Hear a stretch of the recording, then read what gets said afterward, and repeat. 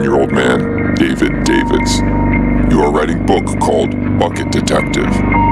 Book is not good. Truthfully, you not care about write book. You not even like read books because reading gives headache from make think too hard. You are married to wife who is abusive. By abusive, you mean she not do perverted sex whenever demanded. To get perverted sex, you approach girls in street, but they not give it and instead call you creep and pig.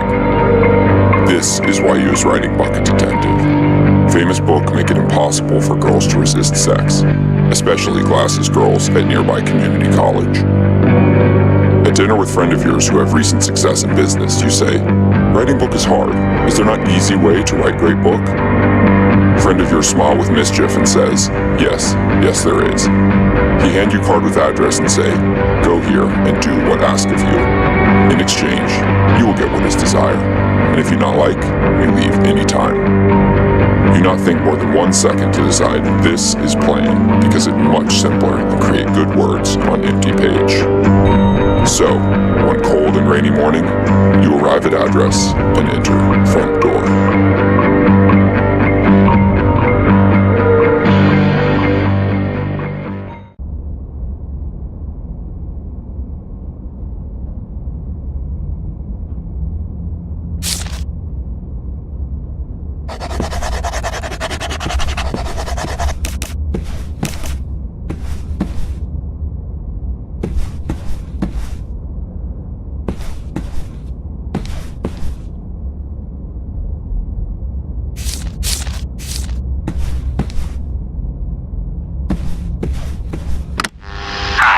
My name is Gwen Sleeveless. I'm a 23-year-old white male, and I'm the building's maintenance man, cook, and I also clean the toilets. I thought it would be nice if once the Dark Lord is reborn to bring in 10,000 years of terror, if people could visit the place where it all began, kind of like a museum to the origin of their torment. So I've installed these boxes, which I call Gwen boxes, all over the building to explain the significance of different areas. Obviously, since the Dark Lord Mishriel, the seven-tongued slayer of kings, the roaster of the innocent, the defiler of the damned has yet to rise, these Gwen boxes are kind of a work in progress.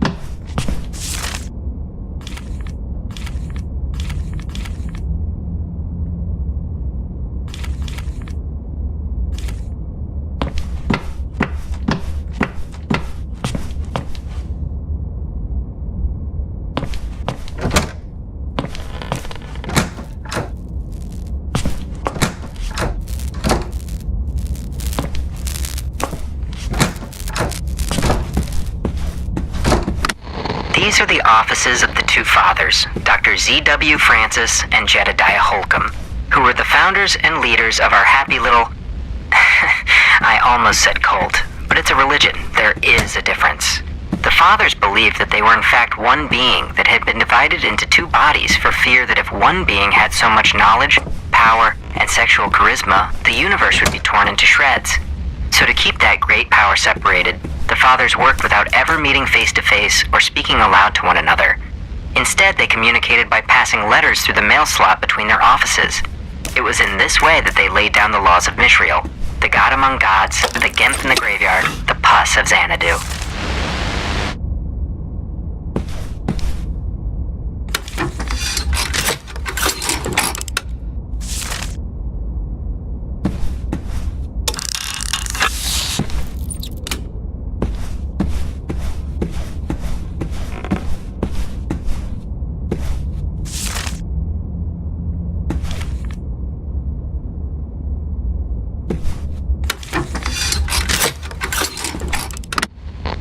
Dr. Z.W. Francis, known as the Scholar, was a mathematician, physicist, biologist, inventor, painter, and most importantly, a medical doctor specializing in the female reproductive system. He was the first physician to do a deep study of the female body, from a medical perspective, of course. And had the fools in the medical establishment not misinterpreted his work and taken away his license to practice medicine, the writings and tools he developed would be the cornerstone of modern gynecology.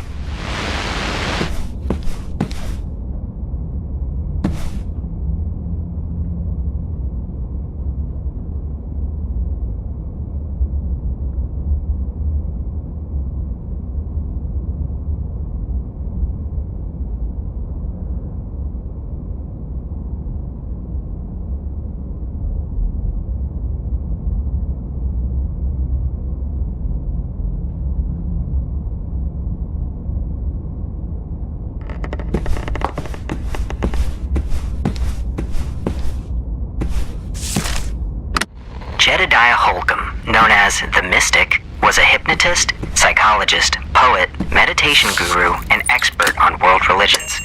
His most significant work was the unification of all major religious texts to place the Dark Lord himself at the center. Yes, everyone from Jesus Christ to the Buddha were in fact pawns of Mishriel, the breather of bile, the decapitator of slaves, the withholder of orgasms.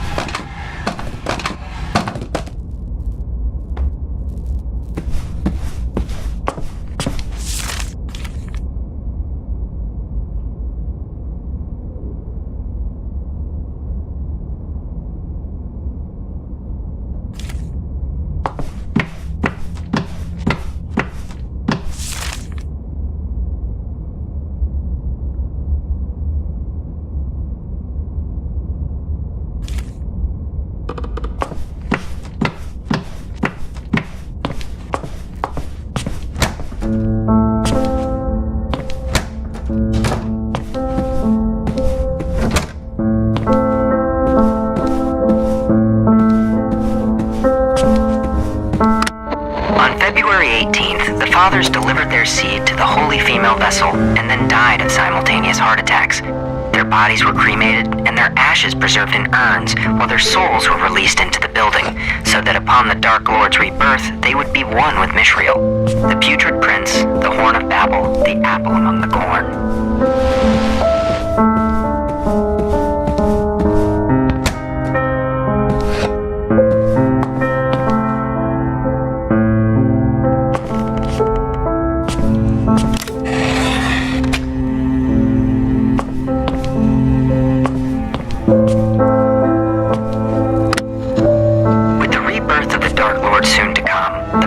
Needed to be certain which of their followers were true believers, so they constructed a challenge called the Believer's Waltz. The fathers then sat in the chairs on this stage and telepathically delivered the precise steps required to complete the waltz. Those who completed the waltz were to be blessed with the gifts of the Dark Lord, while those who could not were locked away to die.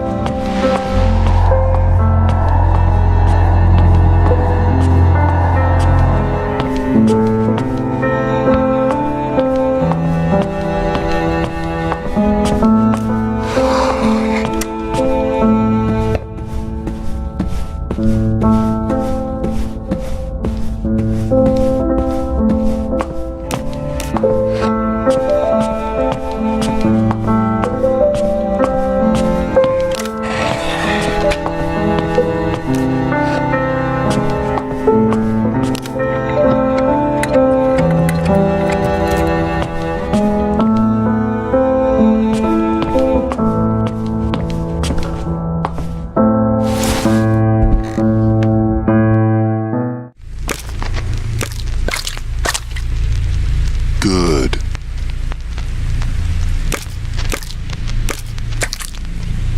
Good.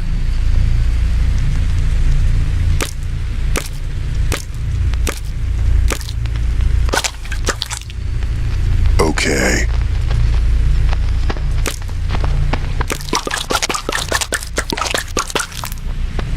Great.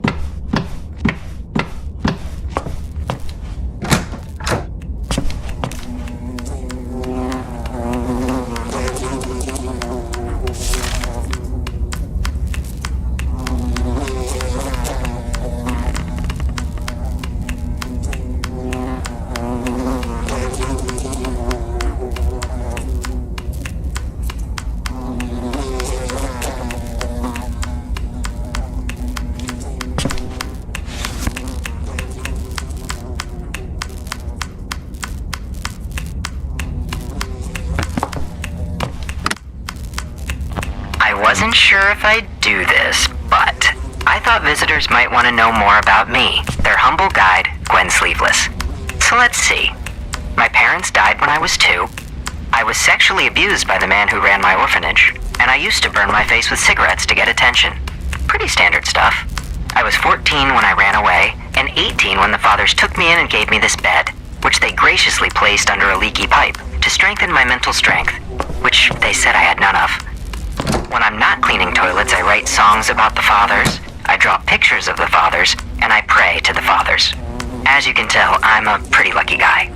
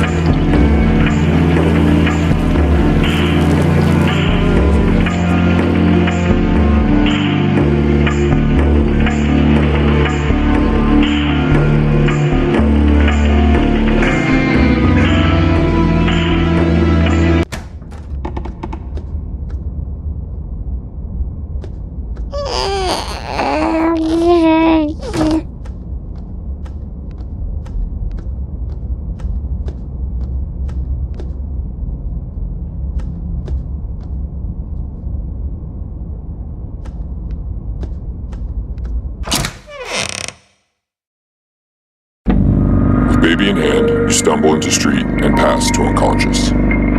You wake up in hospital with caring wife at side, and her smile make you feel annoyed. Hospital people heal you and give you wooden finger, arm, and legs, and return you home. Wife is so desperate for love, she not ask where baby come from, but keep it and raise it his own.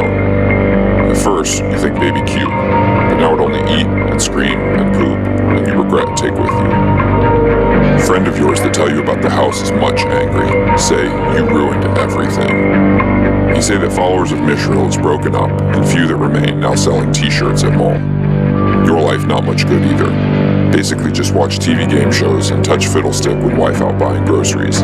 You consider to divorce wife, but then you must buy own groceries, which seem like major hassle. Baby grow up handsome and with much charisma, but with eyes of unfathomable darkness. By age of 17, baby have many devout followers, which start you worried because after save baby, you're not much nice to it. For example, sometimes you forget baby's name, which is considered impolite for dad due to child.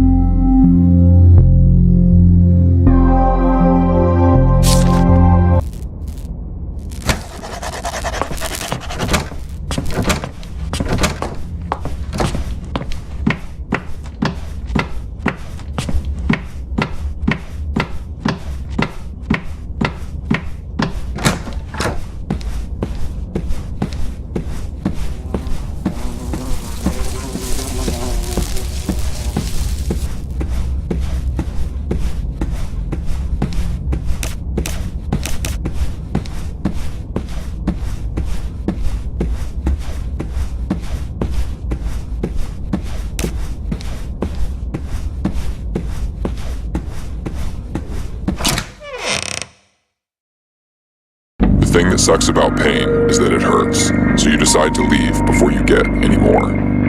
When arrive home, wife asks why you was missing body parts, but you not tell her because, seriously, why women always need to talk so much. You work more on Bucket Detective, but it no longer worth it when you find out some girls say yes to sex if given money. They not too pretty and one give poison to your bedroom parts, but they is pervert when paid enough. You sell desk and computer and car to pay for sex, but after several months, things to sell run out. Wife, of course, she gone by now, and you realize maybe you like her more than you thought. On TV there is talk of great war that is coming, but oh well, best not to pay attention to things that not completely have to do with you.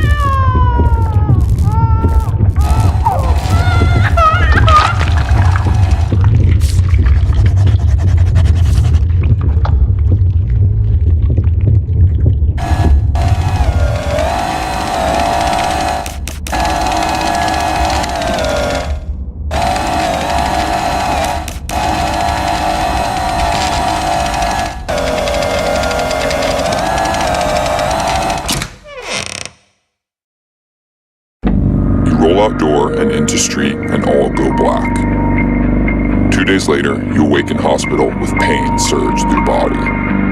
After long recovery, you return home with wooden finger, arm, and legs, but still you use wheelchair because it feels like racing game. When finally continue writing Bucket Detective, words flow out of you like water out of an upside-down cup. Within short time, book is finished and published and on many best book lists and selling like millions.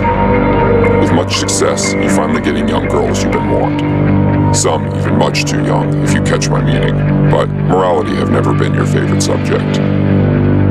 Wife, she cared for you whole time of recovery, but now best kick her out to make room for new girls. Meanwhile, major cities go up in flames and dark force take over world. Many are dying, many are infected with disease and psychosis and put into slavery, but you is not so interested. All you care do is roll in chair and make penis spit with pretty girls. Life is good. Life is good.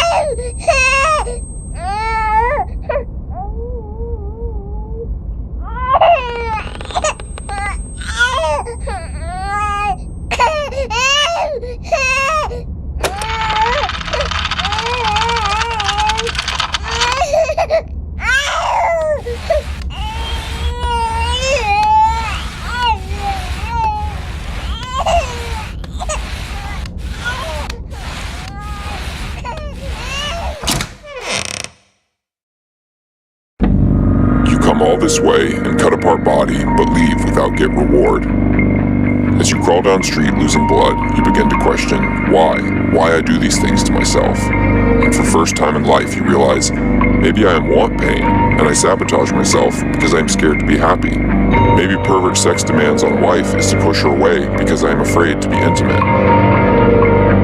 You wake in hospital with wife at side, and she look absolutely beautiful.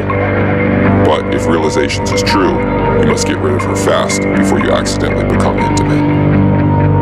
After breakup with wife, you find groups where pain and pervert sex are considered normal. And because you was willing to mutilate yourself, you quickly become most popular. After many years of mutilate, you was basically just face and vital organs, so girlfriend who is dominatrix must completely take care of you. One day, when she is cleaning desk, she finds notes for something called Bucket Detective. She asks you, "What is this?" and you answer truthfully, "I can't remember. Maybe it is some meaningless thing I never really cared about."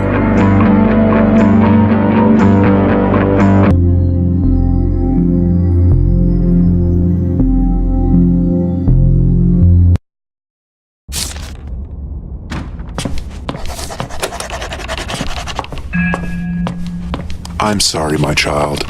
Though your devotion has been great, you have shown yourself to be a fake. Deliver yourself to the cage at the far end of the room. But do not despair. Your death will be slow and painful, and your loved ones will soon forget you.